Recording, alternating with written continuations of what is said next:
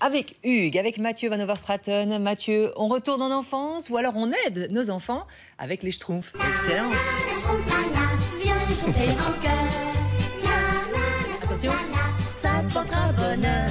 On apprend, donc on grandit avec les Schtroumpfs, Mathieu. Exactement, je vous ramène en enfance dans le village des Schtroumpfs, cet endroit un peu magique où des petits lutins bleus vivent dans des maisons champignons, ils sont tous amis, ils se tiennent la main, ils chantent.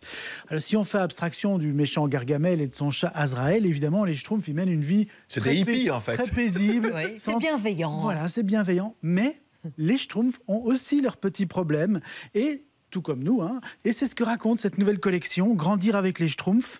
Hein, les 4 premiers tomes parlent notamment d'un Schtroumpf qui a peur de tout, celle d'un Schtroumpf qui est particulièrement maladroit, celle d'un Schtroumpf qui est un peu trop gourmand, qui aime un peu trop les desserts, ou par exemple la Schtroumpfette qu'on traite différemment parce que c'est une fille. Alors ça, évidemment, c'est un thème très actuel. Ouais, pas bien du tout. Non. Et le principe, c'est quoi? C'est de lire avec l'enfant. Exactement. Donc c'est une collection qui s'adresse vraiment aux tout petits. Selon l'éditeur, ça vise les 3 à 6 ans. Donc a priori, c'est les parents qui leur liront les livres. Mais bien sûr, les enfants qui apprennent à lire, qui sont un peu plus grands, seront certainement très contents aussi de pouvoir lire tout seuls ces petits livres. Et l'objectif, c'est vraiment d'aider les enfants à dédramatiser les petits problèmes de leur vie quotidienne. Hein, les moqueries de leurs copains, la difficulté à s'endormir, la peur de ne pas être à la hauteur quand on fait certaines choses.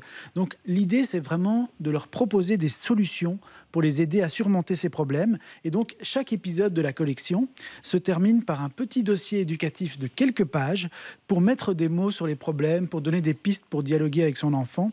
Et c'est des dossiers qui sont rédigés par une psychologue qui s'appelle Diane Drory et qui est une spécialiste des troubles de la petite enfance. Oui, parce que l'idée, c'est d'ouvrir au dialogue aussi. Exactement. Un peu comment se sent son enfant par rapport à la problématique. Tout à fait. Donc, c'est profiter d'une belle histoire de Schtroumpf, d'une histoire amusante de Schtroumpf, pour parler de problèmes qui peuvent éventuellement les tracasser, les empêcher de dormir. Donc c'est vraiment bien fait. Alors on pourrait croire que c'est un petit peu trop sérieux. Hein. On se dit, oh mais qu'est-ce que c'est que ça? J'ai pas envie de me prendre la tête à lire quelque chose comme ça.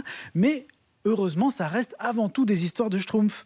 Donc c'est des albums éducatifs, bien sûr, mais c'est aussi et surtout des bandes dessinées amusantes, avec des couleurs vives, des dessins très expressifs. C'est schtroumpfant de les lire, quoi. C'est schtroumpfant de les lire, voilà. On ne se schtroumpfe pas en lisant ça.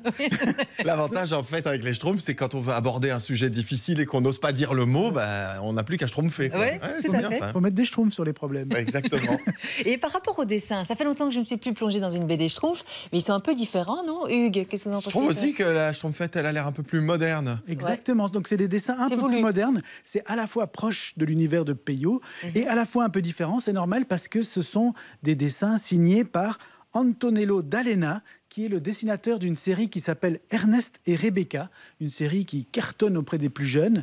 Et comme beaucoup de dessinateurs italiens, Antonello D'Alena, il a été formé au studio Disney, et ça se voit. Donc c'est clairement un graphisme très moderne, très dynamique. Alors au niveau du scénario, là on retrouve un scénariste très expérimenté qui s'appelle Falzar et qui est notamment l'auteur de 2 spin-offs de la série L'élève d'Ikobu. Donc il a notamment fait une série sur l'instituteur Latouche et une autre sur Léonie. Vous savez, Léonie, c'est la première de classe. Il y a 4 tomes, il y en aura d'autres ou pas? Oui, il y en aura d'autres. Donc il y a 6 autres épisodes qui sont prévus en 2021, à commencer en janvier.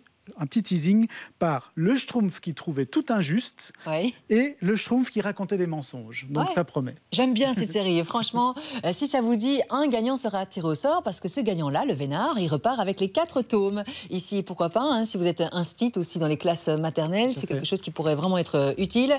On joue par SMS au 6003. Démarrez votre message par Schtroumpf. Facile. Pas grave pour l'orthographe. Schtroumpf. Nom, prénom, coordonnées complètes, adresse mail. Merci aux éditions Le Lombard qui nous offrent ce beau cadeau. 6003 75 cents, c'est par message envoyé. Bonne chance. Il nous a rejoint, c'est Thomas de